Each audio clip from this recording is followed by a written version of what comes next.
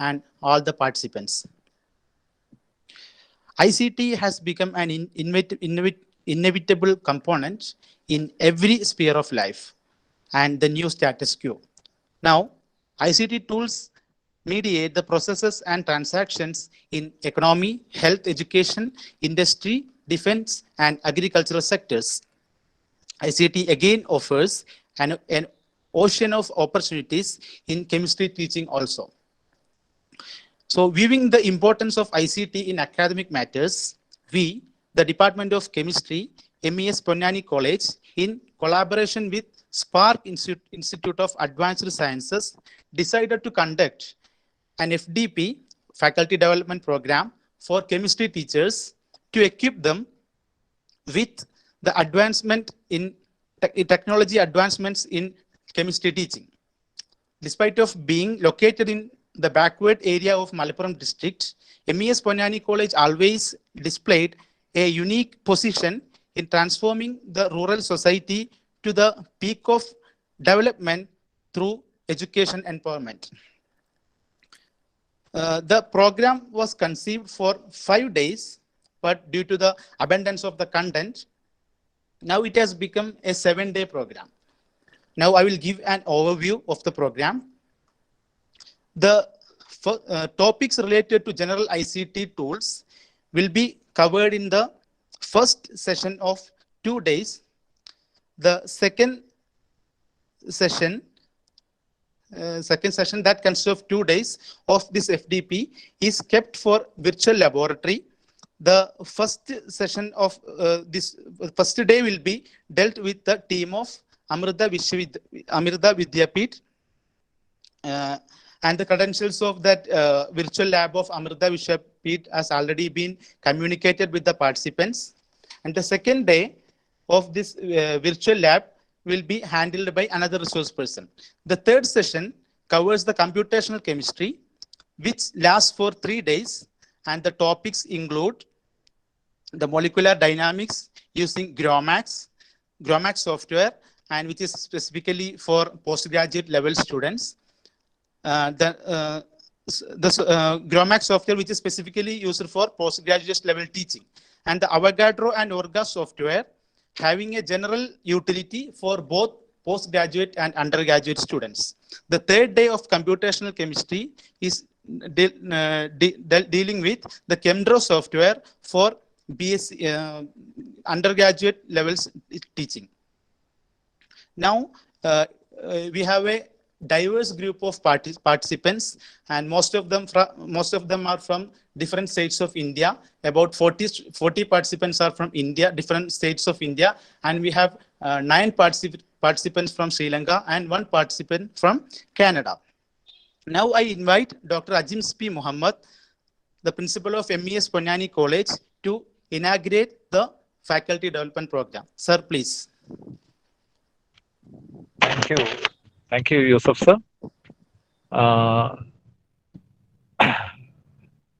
The organizers of this program, the 7 days online chemistry teaching, which is a faculty development program, which is organized by MES Ponnani College and Spark Institute of Advanced Studies. We all the coordinators of this program, including doctors, including Saumya and Yusuf, and the other members from the part of Spark Institute of Advanced Studies. Really, I am happy to participate in this online webinar, which is the inaugural function of 7 days faculty development program. Actually, everything is mentioned by Mr. Yusuf regarding the importance of this training program, this faculty development program, because nowadays everything is changed to online. How we can effectively take classes in online mode, how we can integrate ICT, or how we can implement ICT tools in online teaching more effectively to enable the students to understand more, or for better understanding how we can make it more effective.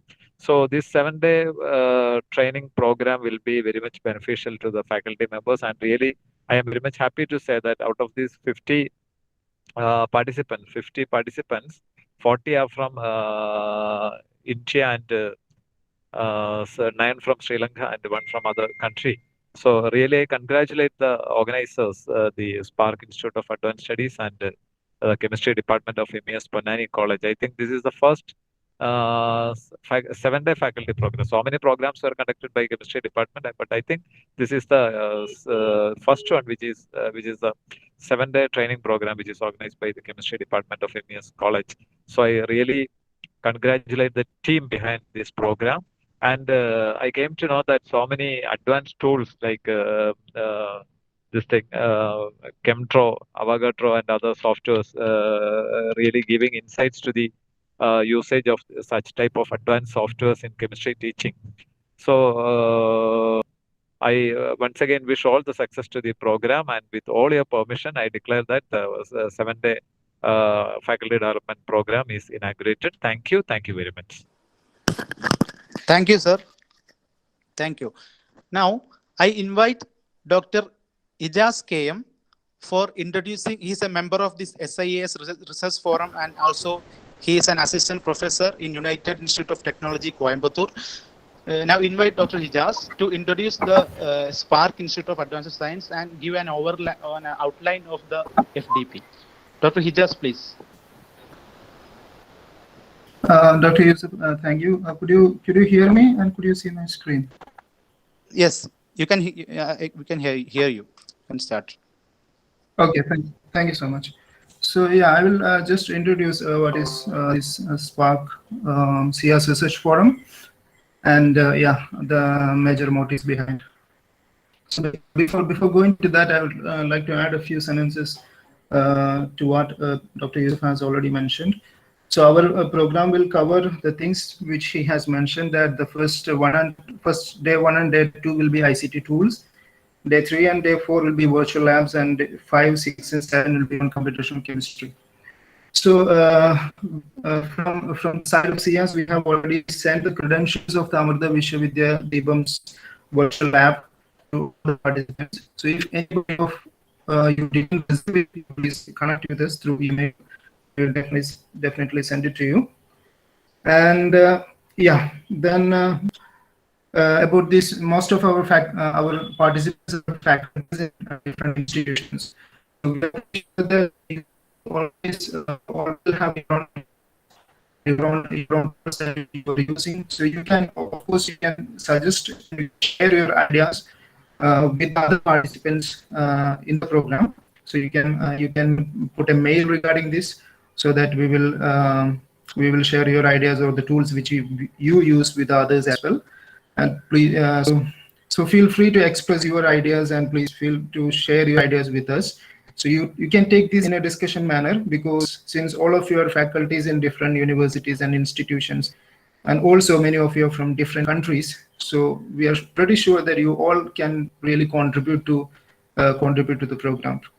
So you connect with us regarding that, and share your ideas with us, and also make it a discussion type program. So rather than someone coming and giving a lecture and you just going beyond, you just going home, you can also try to express your ideas with us. So yeah, so I will talk about the SIAS Research Forum. So basically, it's under the umbrella of Spark Institute of Advanced Science. So basically, Spark Institute gives programs, basically academic programs like entrance coaching programs. So this is the coaching program for the Airport Authority of India's air traffic control examination. It was a 2-month course, and it was already done. The students, those who participated in the courses, right now waiting for their results. And then after that, the course was conducted on CUSET, Central University Common Entrance Examination. So we were giving a training for those students who were writing entrance examinations of different central universities for physics and chemistry. So that course also wound up 2 weeks before, and the students, some of them has already given some exams, and some of them are still waiting for the central university exams. Because of the pandemic, most of them got postponed, and they're waiting for the exams right now. So these are the courses. So SIAS Research Forum, which I am a member of, is a research forum which is organized by Spark Institute. And basically, the research forum works like society. You can take a membership, and also the research forum forms chapters in different institutions. So, for example, some of you are already members of SIAS Research Forum. So, the faculty membership can be taken by paying 2,000 rupees payment for 1 year. So, once you are a faculty member, for those faculty members, this FDP is getting a free course, and there will be more advantages like in upcoming courses of SIAS. You will get considerable reductions, and also not only financial benefits, but also like you are always connected with the research forum. You are always connected with other members. So there you will definitely get opportunities to grow yourself, to contribute ideas, to learn from others. So that is basically the forum. So the student membership is given on a payment basis of 500 rupees for a year, and chapters. So since you are from different institutions, it is very important. So if you wish to start the chapter of SIAS Research Forum in your institute, you can connect with us. So right now the criteria we put for a chapter is 10 student members and at least 1 faculty member. So if there is 10 student member and at least 1 faculty member from your institution, then you can form it as a chapter. So once it is a chapter, we will help you to start programs, to conduct events like this, event forms which you suggest, which is beneficial regarding research and academics. So it can be related to any topic, okay, not only physics and chemistry, but it is open to all kind of subjects. We will arrange research persons, we will arrange the schedule, so we will take care of the things in collaboration with the chapter members. So that's how it works. And we also conduct conferences and workshops. We help students with their project, with their research projects, with internships. So if you need help for your students' projects and internship training programs, of course, you can connect with us. And we mentor students for projects and internships. In collaboration, as I just told, as we make chapters, we also collaborate with different research and training institutes. We also collaborate with industry people regarding their R&D activities and academic activities. We also have a thing which is called SIAS Publishers. So we do publish. So right now this is our which is going to be. Right now we have the sample prints in our hands. So it is Learn Chemistry Through Demonstration. So this is authored by Dr. Sabina Bashir, is a Ravadi. So right now this book we have just published it. Yeah. So if you have some good contents which you feel that it is worth for publishing, we will definitely help you. Now I will also talk about the immediate programs which SIAS is organizing in the near future. So we already finished a course on ChemDraw, hands-on training on ChemDraw and ChemSketch. Maybe some of you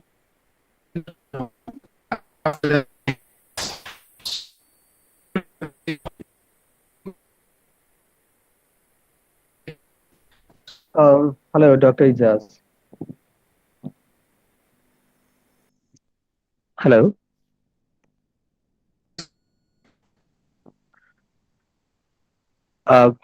Sorry, participants. I think he has some network issue, and his voice is not that good.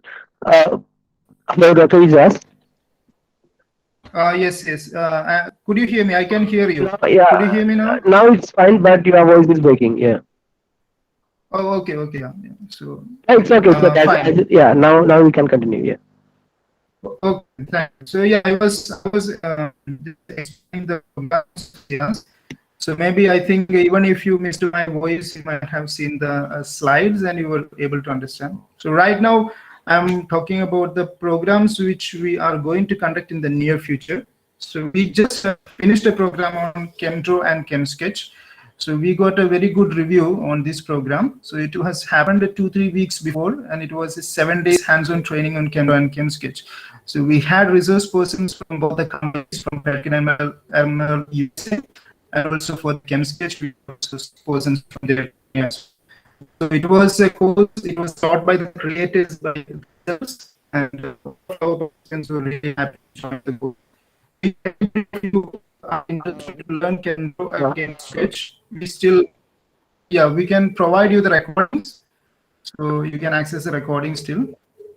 Now, another course is coming in 24th July, which is on rate while refinement, and another course for Python coding for beginners will happen in 16th August, and another 21 days hands-on training in Gaussian calculations is planned for by the end of August, and another course on single crystal X-ray diffraction structure solution will happen by not on 25th of July, sorry, it will also happen on August, yeah. And another hands-on training on Origin software will also on the way. So these are the programs which we are planning to make in the near future. So yeah, so if you people are interested, of course, all the members will definitely get an email. Maybe the non-members will also get an email when we when the courses are on. The rate well refinement advertisement is already out. If you are interested, you can register for the course right now. And maybe the payment gateways will be open by 2 or 3 days. So we'll be starting we'll start to collect the payments for ritual refinement in 2-3 days. So if anybody of you are interested, you can of course you can join for that, and you can also let to your friends know about it. So yeah, so that's all about the CS research forum. So again, so if anybody has any doubts regarding the ongoing course on FDP, please feel free to contact us by email. Okay. Thank you so much. So could you hear me, Dr. Yusuf? Hello? Yes, yes. Thank you, Dr. Hijaz. Yeah, thank you. Yeah. Hello. Can you hear me? Yes. Yeah, I'm done. Yeah, thank you very much. Yes. Now, okay, fine. Okay. So now I invite our today's resource person, Dr. Caroline Swaminathan. Doctor, I will give a brief biodata of Dr. Caroline. Most of the participants must have got the profile already. Still, for the sake of formality, I will just introduce her by few words. Dr. Caroline completed her PhD in analytical chemistry. Since then, she has taught chemistry to undergraduate, postgraduate, and engineering college students. She has always employed an activity-based teaching learning system and emphasizes the active participation of the students both in the online and offline modes. In 2018, she went to the Republic of Korea for postdoctoral research, majoring with work on catalytic pyrolysis and breakdown of greenhouse gases. She has also worked on an internationally funded solid waste management project at Rishikesh and Haridwar. Since 2020, she is working with the team in Korea by creating an air filter through doped titanium dioxide. Currently, she works as the Dean of International Affairs at India Graduate School of Missiology, working with a lot of internationals in helping the downtrodden in India. Welcome, Dr. Caroline, please. Thank you so much. I'm so happy to be here this evening with all of you, and a special thanks to Spark Institute for having me as a resource person here. It brought me a lot of joy to know that there are a lot of internationals also, and looking at the profiles of all the people who joined, I mean at the names of all the people who joined, I can see that there are people from all over India too. So a very, very warm welcome to all of you. Let me just share my presentation and then I shall begin.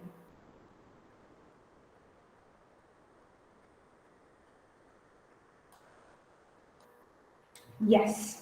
So I think everyone can see my screen now. Please don't hesitate to interrupt me in case my voice is not audible, or in case you need to, ask me anything or tell anything. So please feel free. Okay. So teaching chemistry, I'm sure all of us find that a lot of fun, because obviously it's our field and we've come into this field because of a lot of interest in the subject.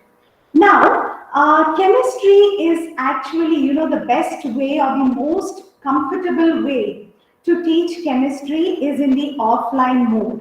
where you have some sort of method in which you have a class of students in front of you, and either you have a marker and a whiteboard, or you have a chalk and a blackboard, or you have a smart board, some way in which we could teach them. And additionally, they have to carry out the practical laboratory experiments, and then they come out from there learning about chemistry. So this is the conventional method, and this is how we are all usually comfortable in teaching chemistry. But nowadays, it's been quite a while now because of, sadly, because of COVID-19, where all are, sorry? Oh, there's an echo. I'm not sure why. I'm not able to hear any echo at my end. Please let me know if it gets too bad. Okay, so, nowadays, because of things that have changed, we have to go in the online mode. So today, my focus would be, how we could teach students more effectively and holistically using online technology. I mean, through the online mode. And all of these things, which I'm just going to share you my experiences. I'm not going to be actually teaching you chemistry.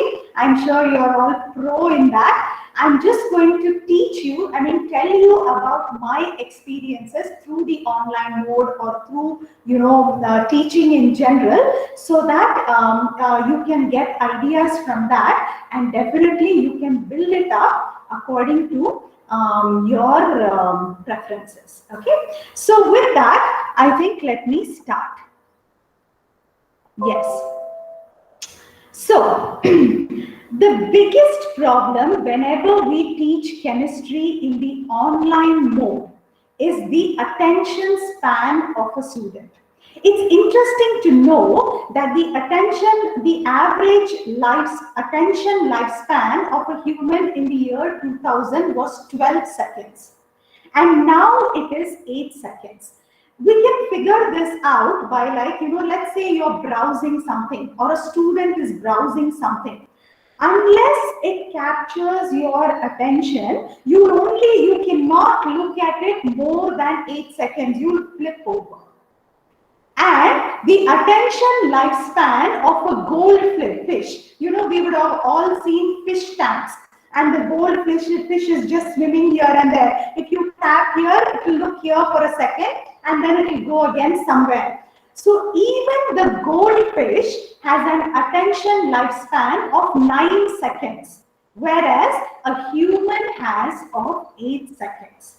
So this makes it really, really difficult for us to hold their attention in the online mode. Okay, so what are some of the distractions that students face in the online mode? Okay, the most important, these are some of my observations. Whenever you want to teach them chemistry, the most important distraction that we face is to get them to turn on their videos.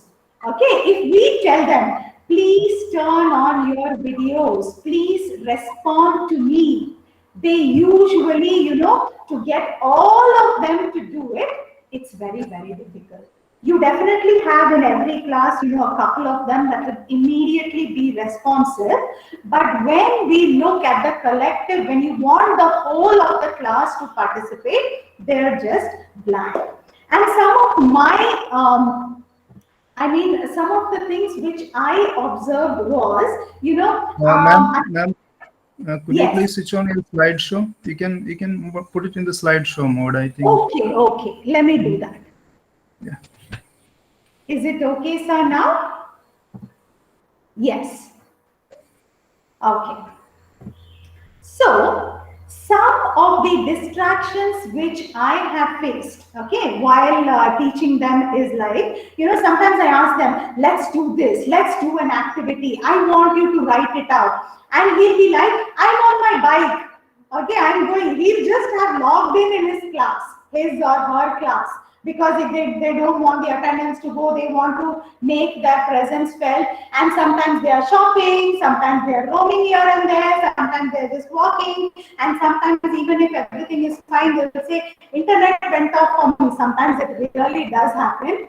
I don't disagree on that, but sometimes, some of them, internet went off. They don't want to turn in an assignment or something, and then they just say that some kind of excuse or the other.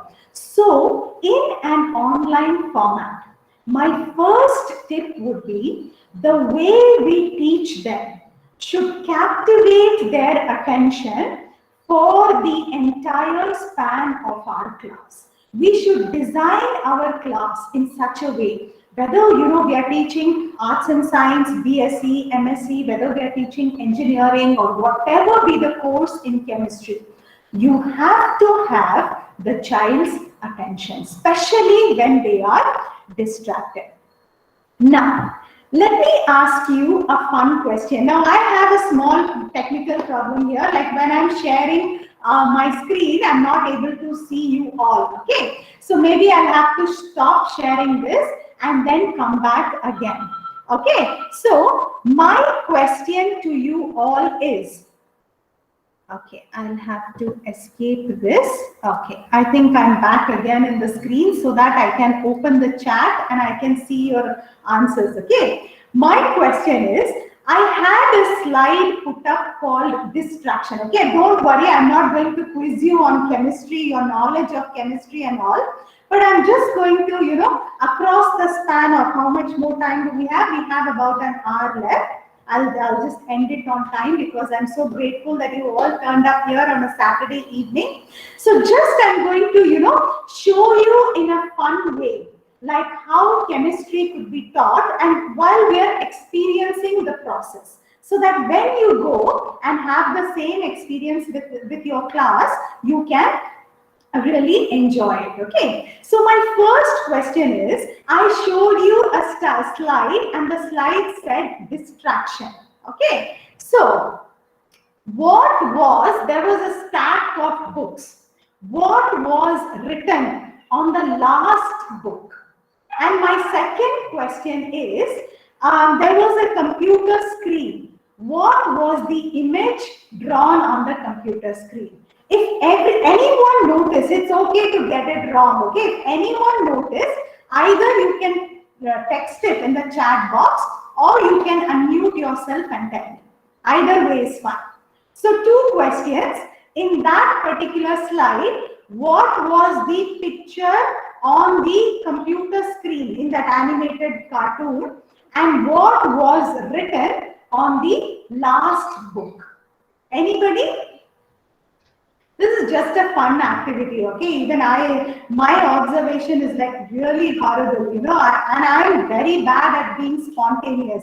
Like if you would put me somewhere and tell, quickly tell an answer to this and all, even if I know the chemistry behind it, I cannot answer immediately. So it's completely okay if you don't get it, okay? So maybe I'll just wait for a couple of more seconds. Did anyone notice what was written on the last slide? Last book. Okay, it's completely fine, okay? So I don't see any responses. So let me share my presentation again. Okay, and I will put it on slideshow also again. What happened?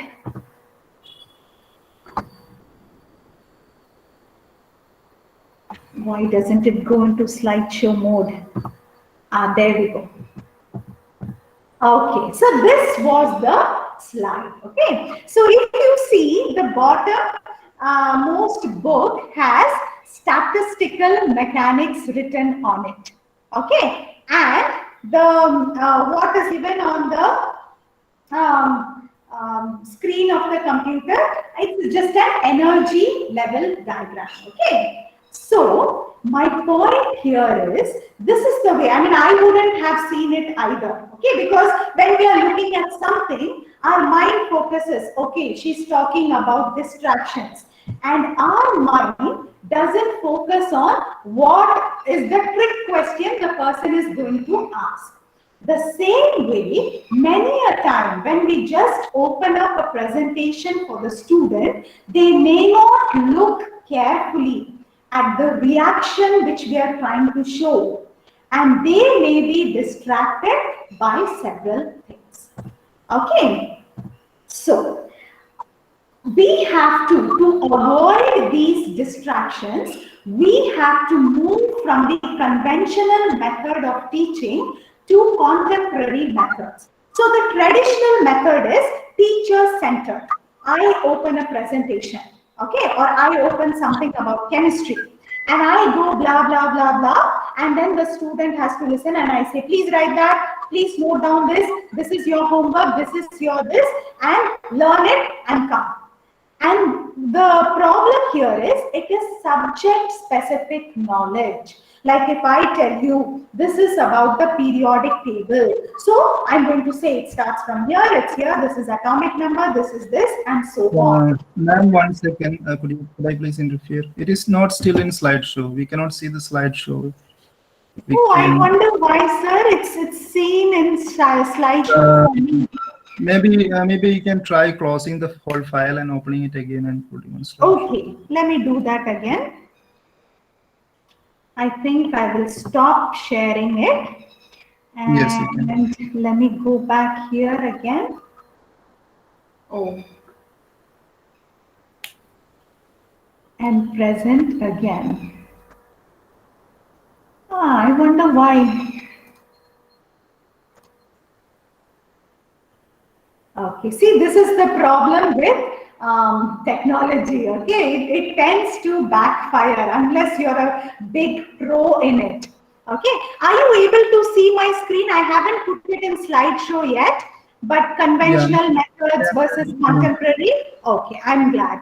Now let me try to put it in slideshow.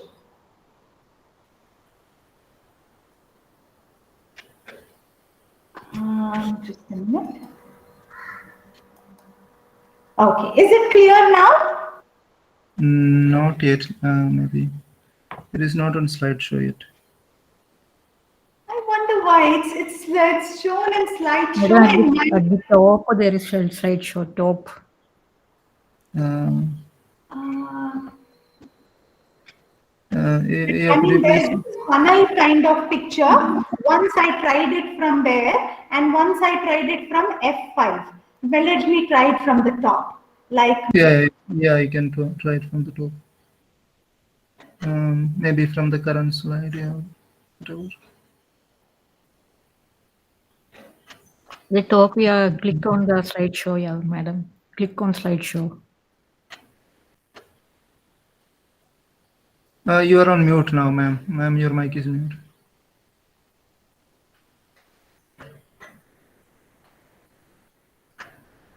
okay. Yeah. Let me try it again. Now I'm going to try it from the top. Okay. Okay. So a window, and this is my presentation, and slideshow from beginning. Yes. Now can you see it?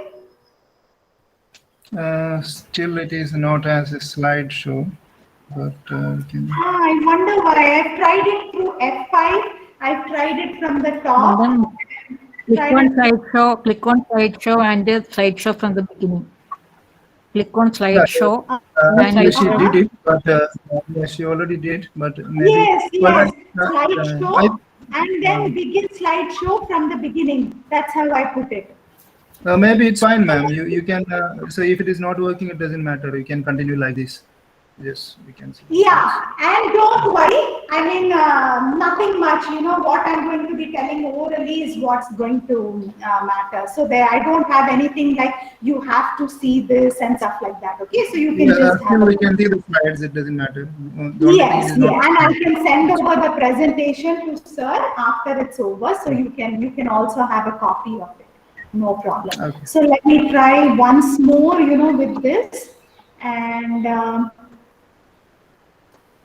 Okay, so it's showing slideshow for me, but maybe not for you. Anyway, not to worry. No big deal. It's just a simple presentation. I just want us to practice it. That's my major goal. Okay. So traditional methods is one-way transfer of knowledge where the teacher speaks and the student listens.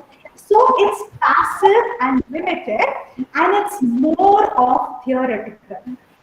Modern education is learner-centered. So we should always think, in my online class or in my offline class, is my class learner-centered?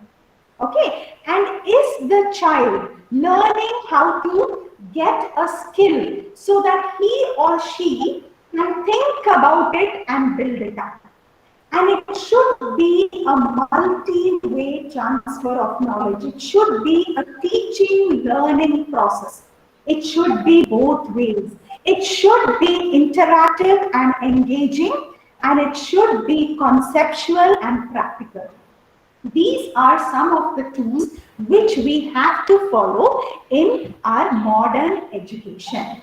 The first point which I would like to take for you guys is our classes. Currently they are in the online mode. They should be activity-based learning.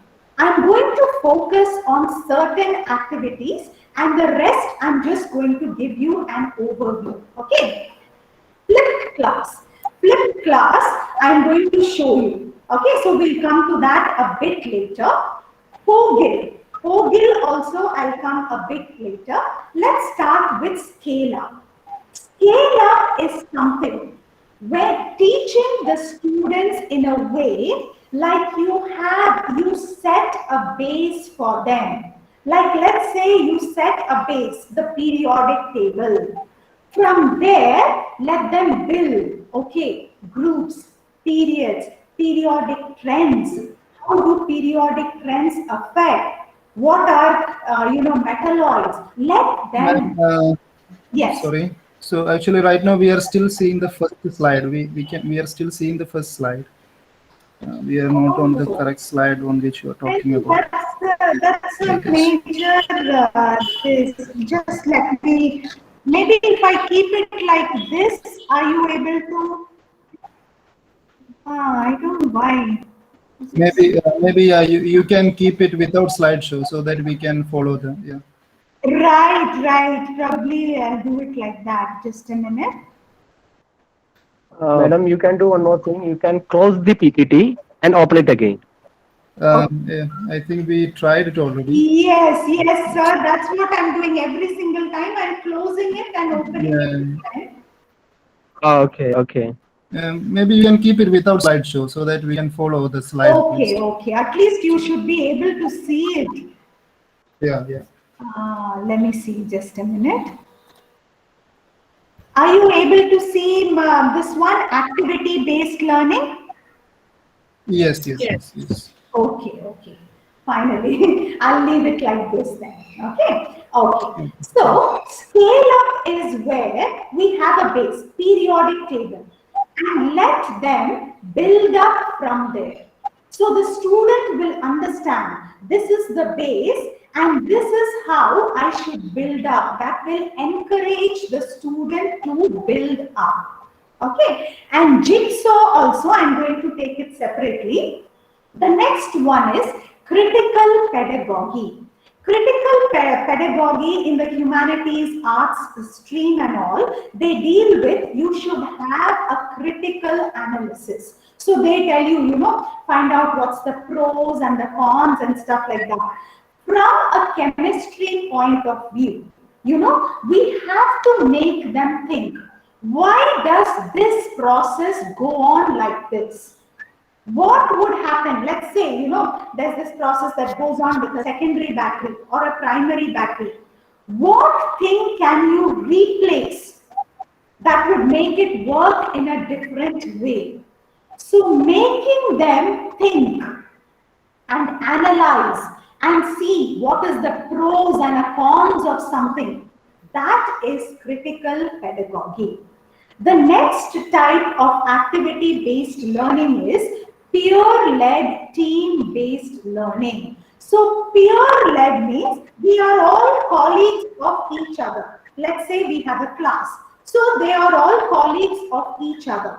So one person takes like a leadership, like we can have a particular segment in the class where one person takes a leadership and either, explains something or, has a common project. When we have platforms like, I'm not sure how you can do it on Gmeet, you can have sub meetings, or in something like Zoom, within a meeting you can have small meeting rooms, and then one person takes the leadership and then teaches it. So that my point is, when you have activity based learning, what happens is the student has different forms where he or she participates. So instead of having just one I go blah blah, they have different ways where we can captivate their attention. The next one is problem-based learning, where you give them, let's say, a problem on Nernst equation, and then they have to solve it. Okay, and the next one is role play. Role play also, I'm going to get into it a little bit more. And then one is concept mapping. Concept mapping is an activity that I have noticed in all my classes. Whether it is online or offline, it is a great hit. Okay, you can teach them, let's say, a particular topic, and then you come to the end of the unit. Okay, the thing which you have to tell the student is make a concept map. Concept map means a bird's eye view of whatever you have taught them. So let us say we have taught them a unit about atomic bonding. Okay, so the concept map should include, okay, the concept map should not have sentences. It should not have big paragraphs. It should just have words, arrows, pictures if necessary. By looking at that one sheet of paper, the concept map should not be pages and pages of assignment. It should just be one focused page, that if you look at that, atom, molecule, periodic table, periodic trends, electronic configuration, a hint here and there, so that when the student looks at that concept map, the whole unit will be refreshed in his or her memory.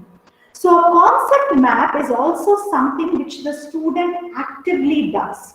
Okay, if you tell, make a concept. So they are like, and you say, okay, submit it, even in an online class, okay, submit it through whatever platform, We used to use Skyzala. That's a Microsoft-based software. So then they will put it there. And if you see, you will have a variety of concept maps. They'll do it very, very interestingly. Okay, so my next slide, I hope you are able to see the 8th one, jigsaw. Okay, so jigsaw is another activity. Let's say I want to explain chemical equilibrium. Jigsaw means a puzzle, okay, in literal terms. So let's say I want to explain chemical equilibrium. So make one team of 4 or 5 students or whatever and tell them they are in charge of equilibrium state. The other one will be in charge of equilibrium constant. The third team will be in charge of altering equilibrium conditions, Lee-Chatelier's principle. And the fourth team will be in charge of calculations with equilibrium constant. So each team does their own part, and then they have to join together again, and either by chatting or by talking, they have to figure out what is the point of the other team. So in that way, the puzzle will be completed. They have one part of the puzzle. And then when you have all the other parts, the complete concept will be clear for them. My next activity is POGIL. Okay, I'm sure you will not be able to see this screen. Don't worry about it. It's just an example of a set of chemistry questions. I'm not going to read it. I'm not going to ask you anything about it also. I'm just showing you what POGIL looks like. POGIL means process-oriented guided inquiry learning. So let's think, say for example, I want to teach them about the periodic table. I have a set of questions. Okay, and based on these set of questions, if the student is going to read 1, 2, 3 and all, those questions will guide the student towards learning the concept. So when we are in the online mode, giving them a set of questions and making them read, understand and respond, this would be an effective method to hold their attention. The next one is another very, very interesting activity-based learning. Okay, now I have given here, it's an image of the Heisenberg's uncertainty principle. Okay, now how role play means we have to encourage the student to show a way, a demonstration of whatever is to be explained. Now, what the student can do here is, the student may have someone near her or him, or maybe some parent can help her. All you need is a bat and a ball. When you hit a ball with a bat, okay, the ball goes and another person catches the ball. This is what happens in cricket. Because it is macro, the person, the fielder, knows the position and the velocity you can compute because it is macro. Now just imagine if it were to be micro, then what would happen is, it's so micro, like if you are able to see the position, you can't see the velocity. You can't compute the velocity. If you compute the velocity, you can't compute the position. So it is not possible, just in simple terms, it's not possible to know the position and the velocity simultaneously of a microscopic thing. That is the Heisenberg's uncertainty principle. So when the student lifts the bat and the ball and then sees, oh, this is macro, this is micro, the concept will be embedded in the child's mind, and you will also have their complete attention. And they can do this at home. So you can just tell them, turn your video on and demonstrate for me the Heisenberg's uncertainty principle. So they'll also have fun and they will learn it in such a way that the student will not ever, instead of saying it is not possible, instead of them learning it that way, for them to understand it and learn it through role play, that becomes very, very interesting. My next one is flipped class. This is again a very, very interesting principle, and I'm also going to show you a demonstration. Flipped class happens in many ways. One method I'm going to show you. It is like ourselves recording a video about the concept taught. And then, they have to watch it, and then at home. Okay, the watching is not in class, the watching is at home. And then when we meet them the next day, telling them, okay, I'm going to teach you this, and you've also watched a video about this. So tell me the answer to this particular question.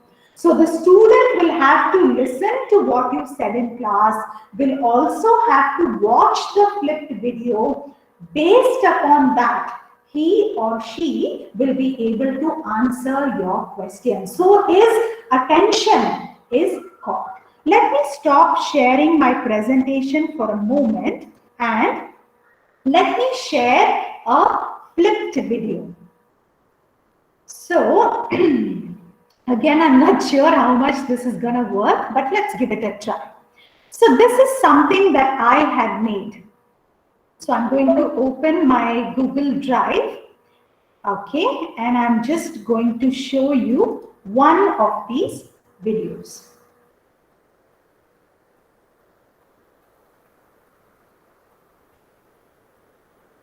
So it's just loading. Give me a moment. Okay.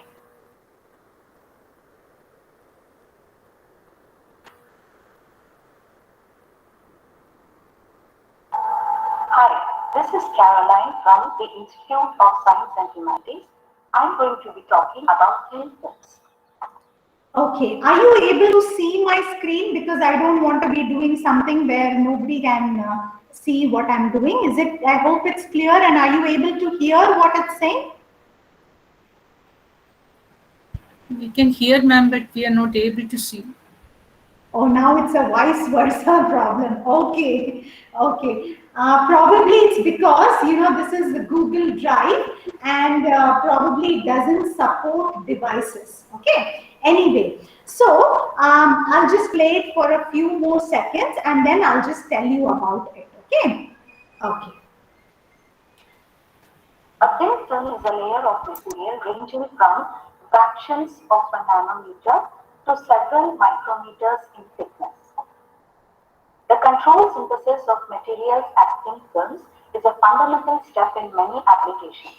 A familiar example is the household mirror, which is typically a thin metal coating on the back of a sheet of a glass to form a reflective interface. The process of silvering was once commonly used to produce mirrors, while more recently the metal layer is deposited using techniques such as sputtering. This is a thin film of a graphene on a transparent substrate, and this is a thin film of graphene PVDF, which we have actually synthesized in our institute. There are several technological breakthroughs in thin films in the 20th century in areas such as electronic semiconductor devices and also thin film solar cells, which are the need of the hour for both energy generation and storage. Okay, I'm going to stop this here because I'm not sure how far it is. I mean, how far it is visible or this for. Anyway, for those of you who were able to hear or see it, okay, that was just a video. The way I made it was, I opened a PowerPoint presentation and then I put in, you know, all my, whatever I wanted to put in there. In this particular video, it was thin films. And then record slideshow. In PowerPoint, you have this. And then you have to record your voice. And then you have to convert it into a video. You have to put save and send and then save it as a video. So it automatically makes it into MP4 format. So this way, the student will have something to listen to even when you are not, even when you're done with the class. So if you're like, okay, I've already taught you thin films. And now I want you to tell me this about thin films. What was the first technological breakthrough? And then the student has to really listen, or the student has to go back through, and then the student has to say that it was electronic semiconductor devices. So this way you can engage the student. This is the principle called as flipped class, because this is not the actual traditional class, but this is something where you have flipped the series of events. Okay, okay. So I think let me go back again to my presentation. Okay. So I hope you can still see my slide called flipped class. Okay. And my question here again was, what was the technological breakthrough? Okay. But again, it was not visible. I'm not so sure how far it was visible. So the technological breakthrough was electronic semiconductor devices. Now, this is another type of learning, that is game-based learning, which students really enjoy a lot. Okay, so let's have some fun. while learning this, so that we can have a fun way of understanding how to do this. Now I'm going to have several different types of games, okay, 2-3 types of games, so that you people can understand how to do this in an online mode. Okay, so my first type of game-based question is question me. I want you to frame a question based upon this image that you see. Okay, question me. I hope you are able to see this slide. Frame a question. So either, now let me go back here. So either you people can text it. Let me open the chat box, or you can unmute yourself and speak also. From what you saw on that slide, okay, this image, question me. Okay, I don't want you to talk about any mechanism or why that happened. Just frame a question. That answer of the question should be this image. I think I'll wait for a couple of seconds. If anybody wants to give it a shot, go ahead. Like what question? Name the reagent. That's an interesting question. Good try, ma'am. Good. Yes. Any other possible Name the question? reagent. Name the reagent involved in this reaction. Good. That's a good question. Yes. Hats off. What other question? What is the name reaction? Very good. That's a good. What type of reaction? Okay. See, you people are doing great. Another question that would be very, very specific. The conditions of the reaction. Okay, what are the conditions of the reaction? See, you people came up with so many beautiful questions. Very, very good. Okay, this is what I was looking for. So, another possible type of just bang on question would be, what is aldol condensation? Okay, yes, I think someone has raised your hands. Just feel free to unmute yourself or to chat, no problem at all. Okay, so my objective of this game is to ask these questions. The student has to know about it. Okay, now since you people know, you are all pro, you are asking all types of relevant questions. But when it comes to the student, he has to really know what is there in the image, what are all the components there in the image. Then only he or she can ask the proper question. Now the next one, let me go to the next one, this one. Frame a question. What question would you frame for this image? It has salt molecules, and then you see this. Okay, let me go back to my presentation. What question would you frame for that? Let's see. I'm sure you have interesting questions. Good one. Good one. What is osmosis? See, bang on. Very good. And yes?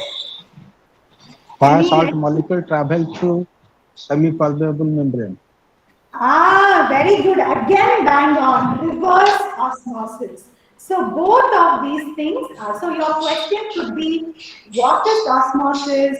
What is reverse osmosis? So see again, because you are faculty, you caught on that the image and it related to you, it resonated with you immediately. Okay. So this is another way that makes the student look, recognize, and respond. Let's go on further. Yes. I hope you are able to see this. There is something called X-ray source, diffracted beam, collimator. What question would you frame for this? Come on. Good. I'm so happy to see you guys are so responsive. Sometimes, when I am on the responding end, I'll be like tongue-tied and so frightened to even open my mouth. But I'm so happy to see you. What question? What is the application of this instrument? Good. Yes, that's one relevant thing. And then, like man said, when one person asks this, what's the application? So that opens the avenue. Okay, so I'm not asking you this, but when it's your class, you can say, okay, so I so asked, what's the application of this? Call out the name of a child. You tell me what are its applications. So that way the child will respond. Can you tell me another question for that?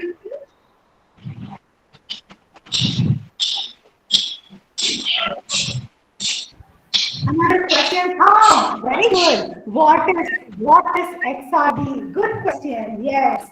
So to figure out, your faculty, so you guys are too pro. Okay. I mean, there's no way I'm gonna. But the student should know that yes, this is XRD.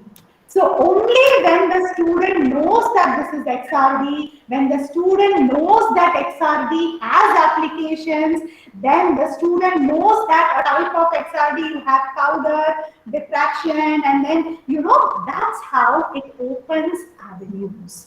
Okay, very good, awesome. You people are so bright. Okay, let's go to the next one. Frame a question. You see this positive terminal, negative terminal. There are a couple of possible questions through this. Yes, what is the principle of XRD? Good. Good questions. Yeah, for this image, frame a question. Have you seen this used in daily life, in your daily life? Wonderful. Have you seen this used in daily life? Good question. It is something that we see. So only the student connects it with what he or she saw. How does a battery work? Is again good. What is lead acid battery is again very good. What is the electrolyte used in this? See how many questions you are able to frame. So when we have, like, let's say 20 people in our class or 10 people or whatever, when they come out with 10 questions, in their mind it will be, oh, my friend had asked this question and that another girl told a funny answer. And then man said or sir said, this is the right answer. So that way it registers better in their mind in an online mode of teaching. What is the electrode? See, you guys are making it so much fun. I myself am like looking at the lead acid battery again 2 times because of the fun questions that you guys are asking. Okay. Now, my next game-based activity is slightly different. Okay. Now, I want you, okay, this is my other game-based activity. I want you to explain the concept of hardness of water. Let's say you divide the group of students. Now here we are not playing it like a match. Divide the group of students into 2. Give one of them some kind of term. Like, let's say this is not like dumb charades. This is slightly different. Okay, so give them one of the group, let's say hardness of water. Okay, and then specify to the group, like while they are speaking out, you cannot use the words hardness, you cannot use the word hard water, soft water. Without using this word, but you can speak. It's not action, it's not dumb sharads. You can speak or you can text. You have to make the team understand that it is hardness of water. So let's try with us. Text me or you can unmute yourself and explain. So you have to convince me that the word you have seen is hardness of water without using hardness, hard water, soft water. Come on, give it a shot. Let's see. This is fun. How would you explain hardness? You can tell words. You can tell or you can write words, but you should not use that word. And I should be, so yes, telling something like it has something to do with calcium and magnesium ions. Very good. Okay. soap not soluble? Yes. Very good. Go on. Very The water good. in These which are all soap does not form indications of foams. hardness. Anything else? Yes. It does not form foam. It does not form lather. What is that? Lather plus water. Very correct. Very good. Okay. So if the team were to say all these things that you people are saying, definitely the opposite team will guess hardness of water. Let's do one more. Okay. This one. Okay. Explain the, so you want them to guess the word they have to guess is periodic table. But you cannot use the words elements, periods, groups, metals, non-metals. How would you convince someone to guess periodic table? This is the tough one. You cannot use. Good one. So it has something to do with S, P, and D. Very good. You cannot use element. Very good. You cannot use the word element, but it has something, the number of things in it is 118. Okay. Arrangement of atoms, arrangement of atomic numbers. Okay. Very good. Very good. Fair enough. Awesome. It's fun playing it with a intelligent group of kids. I mean, lecturers, I'm joking. Usually whenever I try, I'm like, tell, think, and I have to make them, but it's a table, very clever. So then that would make them think, so every time I'm doing it with my kids, I'm like, think, tell, but look at you, you people are very spontaneous because you are well-versed, okay? Okay, now the next one, I don't know how many of you will be up for it, but still, let me give it a shot, okay? This is a scavenger hunt in chemistry, okay? This is again something which is so much present in the, wow, what an interesting thing. Present in the first page of the chemistry book. Very correct, anybody will guess, okay? So now, my next activity is something which students love to do, okay? So, this is, I want you to show me, let me see who's the first one to show me, an element. This is my question, even to you people. This is the way you can do it for your kids also. Show me an element. Okay, it's not text. Show. Let me see how creative you are.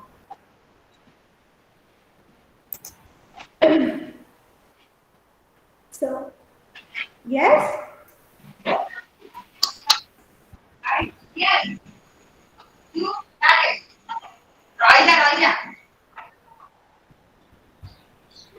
I think I'm not, yes. Ma'am, Yes? can you see? Oh, okay, very good, excellent.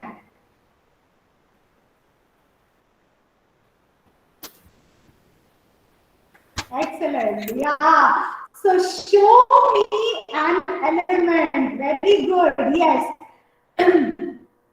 Gold, for women it's pretty easy. You can show gold, okay, silver, they are elements, okay, very good. So this way, the student would be like, running here and there, trying to get an element. Let's go to the next one. I want to finish it exactly on time. I don't want to keep you guys over time.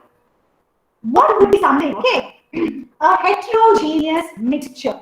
What would be a heterogeneous mixture that you could show right from your home? We are imagining from the student point of view, okay? Yes, sugar and salt, okay? So I'm not going to, if we had more time, I would say that, or make you, when you do it with the student, make them, I don't want to do it to you guys, make them go get up, run and get sand and water and stuff like that and show you. The first person who shows you, they get a point. Okay, but I don't want to make you guys do that. Okay, so the student has to run around the house collecting things related to chemistry. Okay, look at my next one. I'm just showing you this so that you can get ideas. Okay, the next one is ask the student to demonstrate a physical change. What kind of physical change could be demonstrated at home? Ice to water, you're right. That's a good physical change. Okay, so the student has to immediately connect, immediately run to the fridge and show you ice and water, or water vapor to water, or any kind of physical change. Okay, so the student has to get up, run, and show you. Very good. I'm having so much fun. I wish I had students like you, which is obviously not possible. Immiscible liquid. What can the student show? How can the student show an example of an immiscible liquid? What can the student show around their house? Okay, I know you guys Oil and water. Sorry? Oil and water. Yes, good combination. Okay, yes. So the student can run and get oil and water. You people are showing good combinations which can be done at home. Then yes, someone has raised their hand. Please feel free to say whatever you want to say. Yes, and then if the student would, I know you people know tons of examples of a base. What kind of a base can we show from our home? Like if we were to ask a student this, show me a base or show me an acid. What can they show from the comfort of your home? Baking soda. Very good. Baking soda, soap, acid is vinegar. Very good. You guys are super smart. And I'm amazed to see, I don't doubt your knowledge of chemistry, okay? But your responses are so apt with things present at home. That is really beautiful to watch. Like acid means, I know you people know HCl, H2SO4 and all, which is not there at home. But the answers which you are giving are very much there at home, which means you people can devise many questions like this that would be relevant to your topic that the student can find at home. Excellent. I had so much fun playing this with you. Another interesting game-based learning is chemistry, snakes and ladders. I have often prepared a quiz, divided my class into girls and boys, and then if you give the correct answer to a quiz, you are entitled to roll the dice and you can move around the board. And if you give wrong answer, you cannot roll the dice. Again, the other person. So this way, the first team, if it is a snake, you have to come down. If it is a ladder, you have to go up. The first team to reach 100 wins. So they have lots of fun. I've seen them competing and they say, snake bit you, and then they're just trying hard to get the answers to the questions so that they get a chance to play. So this is another activity, game-based learning. So game-based learning is so much fun. When we make, I'm sure you're all doing the online quiz and the online crosswords and all of these things. If you Google up, you can get so many varieties of chemistry games that we could play with them online and really hold their attention. Okay, so my next point is, I'm going to end it very fast, don't worry. My next point is project-based learning. This is again something which is very interesting, which you should make them do from home. Some cool chemistry experiments are there, like putting this menthols in coke, and it has a small kind of a volcanic thing, and then you have all this dehydration of sugar and stuff like that. Copper and nitric acid and all we can't do from home. Then I gave this project-based learning idea to my students based upon things. I was teaching them about batteries. Okay, I was taking an engineering college class and we were discussing about batteries, and I was like, please do a project on this. Student came up with very creative ones. You know, they put pencil, lead, and then they put it in, electrolyte and all, and they attached a battery to it, and they made a beautiful cell. And it was actually working. And then there was another occasion where I was teaching them, you know, about water, hardness and all such things, water purification, reverse osmosis and all. And they really made, you know, they had all these plastic dabbas and all. They made hole in that, they put sand, they put gravel, they put animal charcoal and all, and they made a beautiful water filtration project at home. You know, even some of them will be very creative and all. They had a spare motor at home and all, and so he actually made a small turbine. So that motor was pumping water, and then he made a model of, you know, hydroelectricity and stuff like that.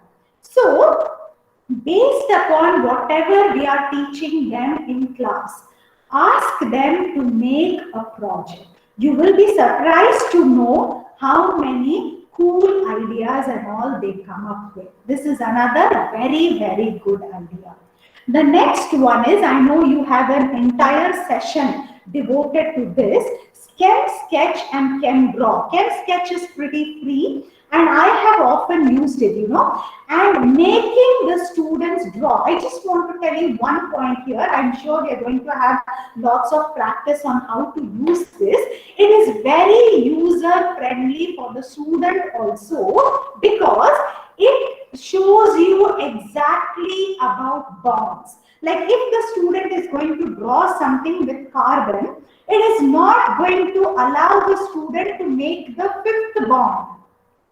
Okay, and then the student will have a balance between double bond, single bond, will have all the elements. You know, hydrogen has a certain tendency of bonding, carbon has a certain tendency, oxygen has a certain tendency. The software is designed in such a way that it will force you to learn about chemical structures.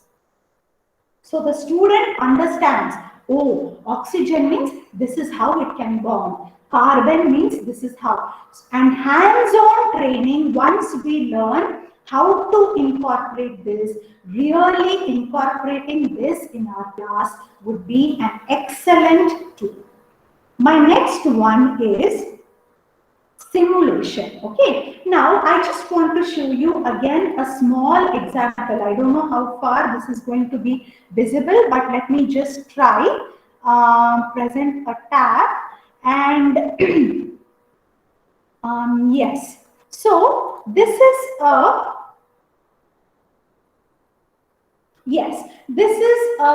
simulation software by ACS. ACS is the American Chemical Society. So I'm sure you're going to have people from Amrita and all that are going to show you how to do this in detail, but I just wanted to show you an overview. Okay, so let me just see if I have shared my screen. No, it shows that an error has occurred. I don't know why. Let me try again. I don't know why this error is coming. I'm not able to show you my screen.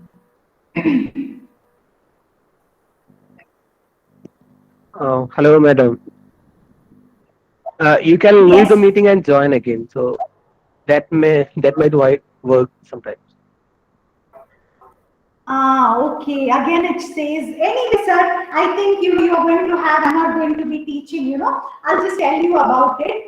And then we may lose a couple of minutes, and then you people are here for so long. Okay, so I wanted to show you the simulation software. You know, you can look it up yourself also. This is American Chemical Society. You know, I'm sure you've heard of ACS publications and all. They are very good, high impact factor publications and all. So you can just Google ACS simulation, and you can probe inside. Now, if there is something like, let's say, preparation of solution, that is what I wanted to show you, but you guys can have a look by yourself. Okay, and it shows the student very beautifully. Now you weigh. Okay, now you take a 500 ml flask. So virtually it will show you a 500 ml flask. Then it will, yes, ACS is actually free. You can look it up.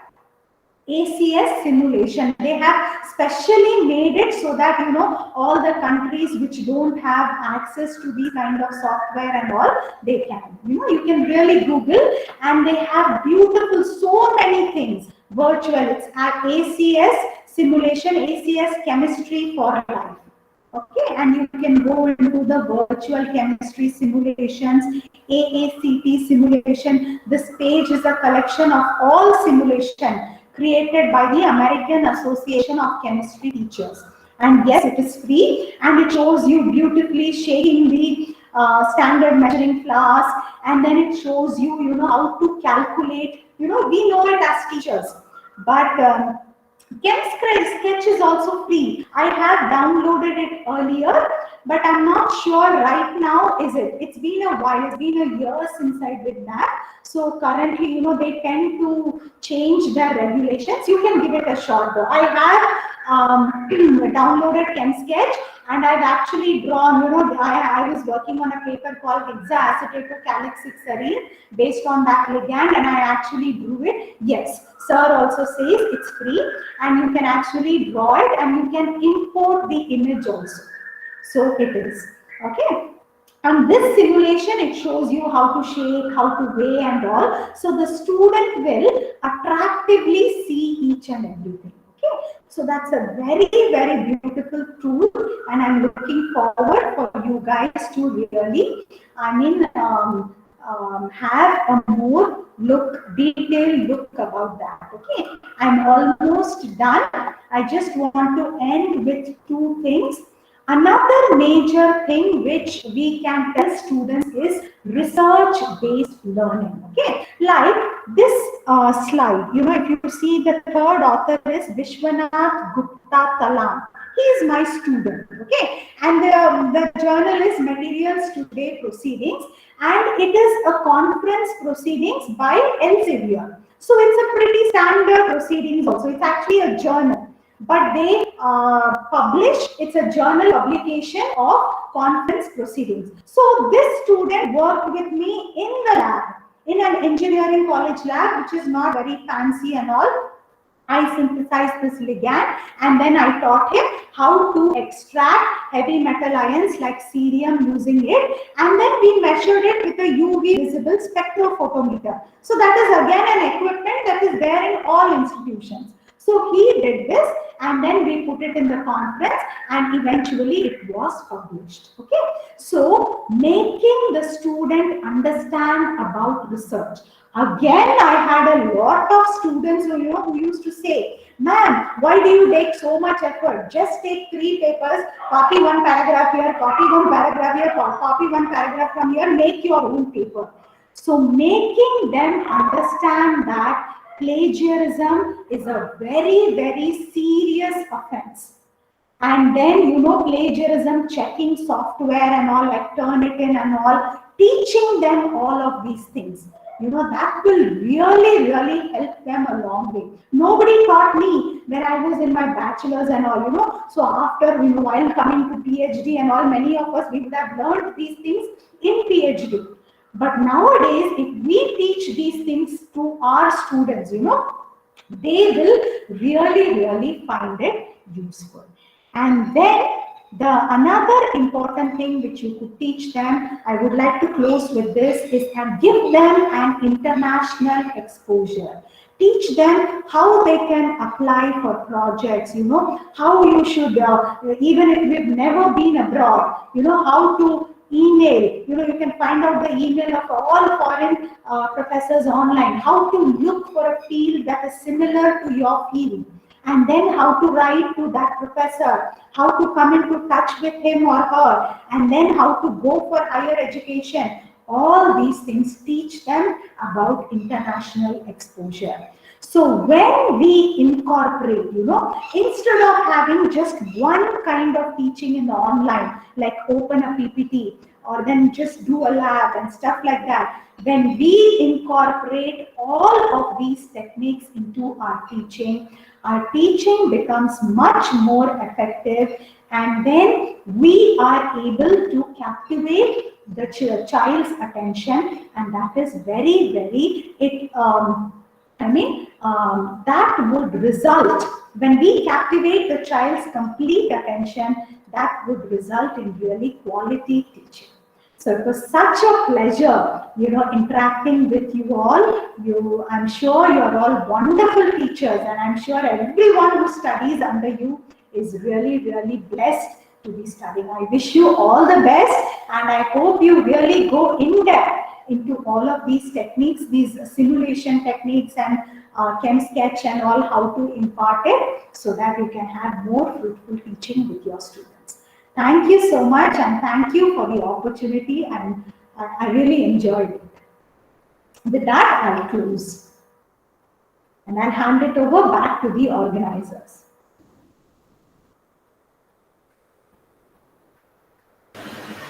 Thank you so much, madam. Thank you. Thank you.